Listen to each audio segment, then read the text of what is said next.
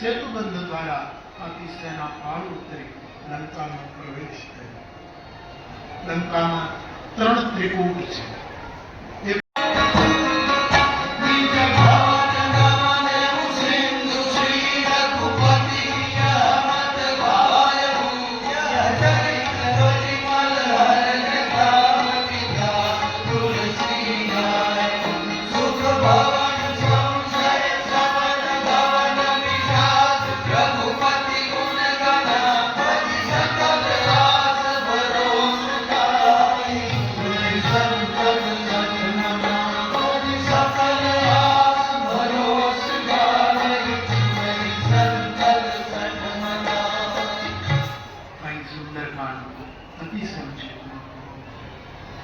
લંકાકાંડના આરંભમાં કાળ મહારાજનું વર્ણન છે.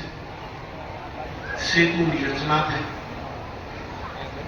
સેતુ બંધાયા પછી પ્રભુ સેતુબંધના પહેલા પગથિયા ઉપર ઉભા રહેલા અને દર્શન કરી પ્રસન્નતા અને એક જ મુષ્ટિકાથી ઈર્ષાને તો મારી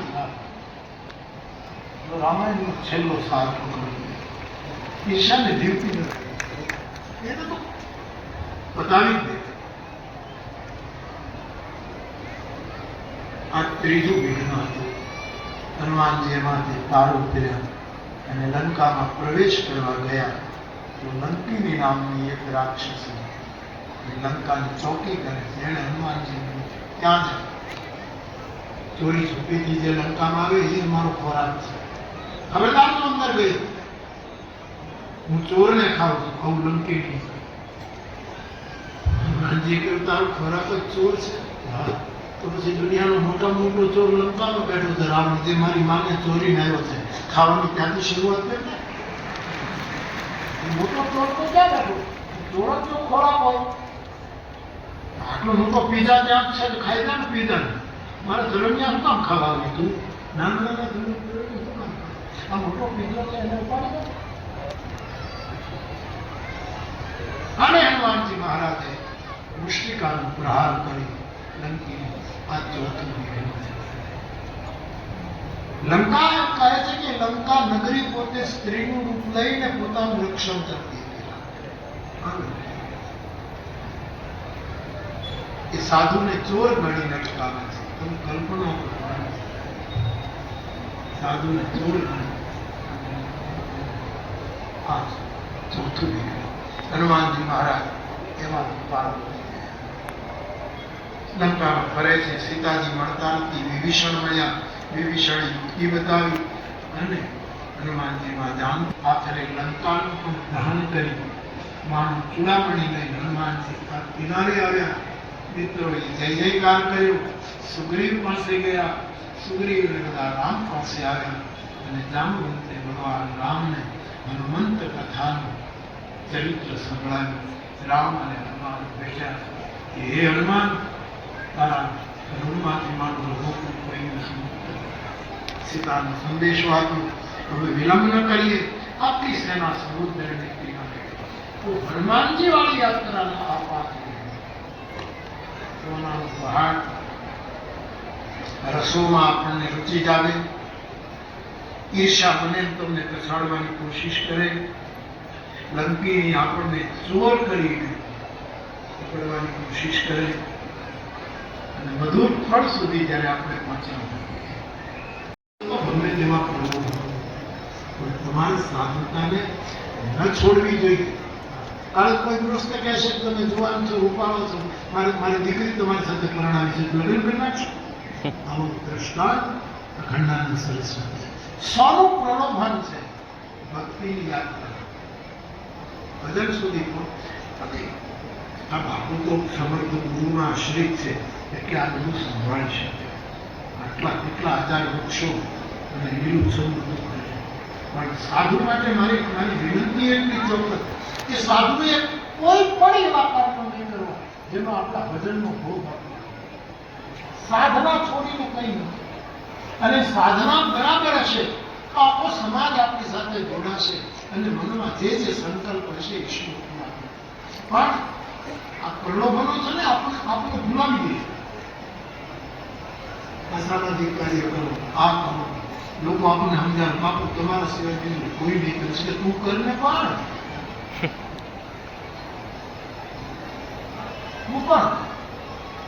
ભજન જેનું પરિપક્વ હશે સાધુ એની આજુબાજુ આ બધું થયા જ કરશે. કંઈ કરવું નહીં એની લડાઈ કરશે.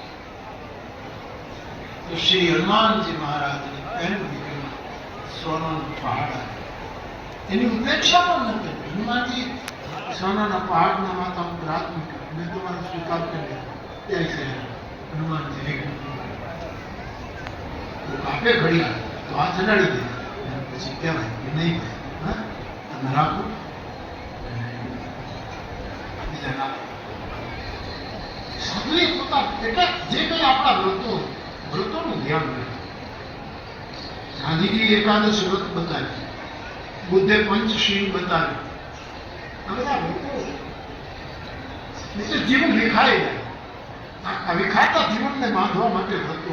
આ જૈન જીવનમાં કેટલા વ્રતો આવ્યા છે, કેટલા વ્રતો આવ્યા. સાધુ ચૂથાઈ ન જાય, વિખાઈ ન જાય એટલા માટે બધા વ્રતો આવ્યા. ત્યાં વ્રતો નિભાવવા તો બાપ શ્રી હનુમાનજી મહારાજ એમાંથી થોડાક આગળ ગયા તો સુરસા નામની એક રાક્ષસી આવી. મોટું મોડું કર્યું કે મને ભૂખ લાગી છે, હું આ વાનરને ખાઈ દઈશ. હનુમાનજી કહ્યું મને ખાવાથી તમારું પેટ ભરાતું હોય તો કોઈ વાંધો નહીં, મારો ઉપયોગ થશે. માતાજી એક વિનંતી, રામનું કામ કરી આવો. પ્રભુનો સંદેશ સીતાજીને આપું, સીતાનો સંદેશ રામને આપું અને રામ ભક્તો વચન આપું કે સામેથી તમારા મોઢામાં ઉપાડીઓ બને પણ માળી મને અત્યારે જવાનું. આ બીજું વિઘ્ન છે. આપણને વચ્ચેથી ગળી જવાનો પ્રયત્ન કરો, આપણી યાત્રાને રોકવાના પ્રયત્ન. સુરસાનો અર્થ થાય અનેક પ્રકારના રસો. આ બધું આપણું આરસ લઈ લો, આરસ લઈ લો, આરસ લઈ લો અને પ્યાલામાં લો.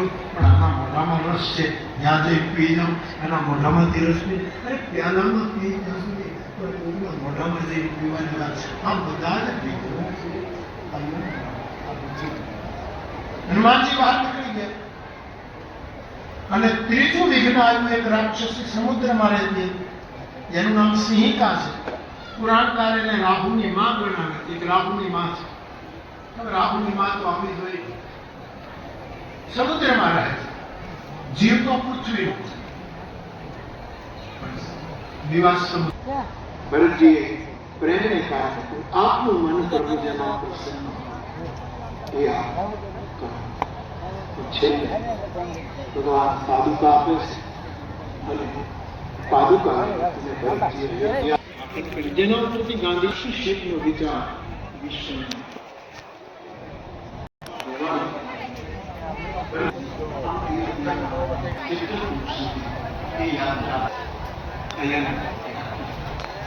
અને આ ભરત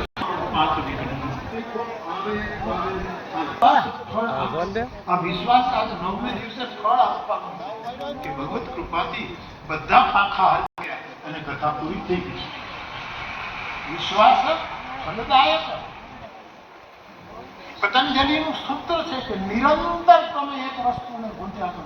પતંજલિ જો પોતાના સૂત્રમાં એક જ વસ્તુને તમે વિશ્વાસ કરો, નિરંતર એક જ પૂર્વક નહીં મારું કાર્ય થશે, શું કામ ન થાય, મારો કોઈ બીજો હેતુ નથી. મારું કાર્ય થશે, મારો સંકલ્પ થશે અને તમે નિરંતર સતત તો એનું પરિણામ આવી ગુંજ રહે. આમાં આગળ વહી દઉં. હા અહીંયા તો જવા દે. ભરતજીએ નક્કી કર્યું, જો પેદલ ગયા હોય મારા તીર્થમાં ન ગયા. અને ભરતજી પદયાત્રા માતાઓ પાલખીમાં છે કે ભરતજી રજવાડ નથી બેઠા. એટલે સન્માન ખાસ આખી અયોધ્યા નીચે ઉતરી ગઈ છે. અને રામના વિયોગમાં અને મહારાજના વિયોગમાં અયોધ્યાવાસીઓની શારીરિક તબિયત એટલી સારી નથી. આમાં કોઈ બીમાર હોય છે. માં પાલખીમાંથી કૌશલ્ય પોતાના હાથ ભરતજીનો મસ્તક ઉપર. હા ભાઈ, હું તારા પ્રેમને જાણું છું, પણ આપણી જવાબદારી તું પગે ચાલીસ વાગે આમાં વૃદ્ધો, આમાં કેટલાય લોકો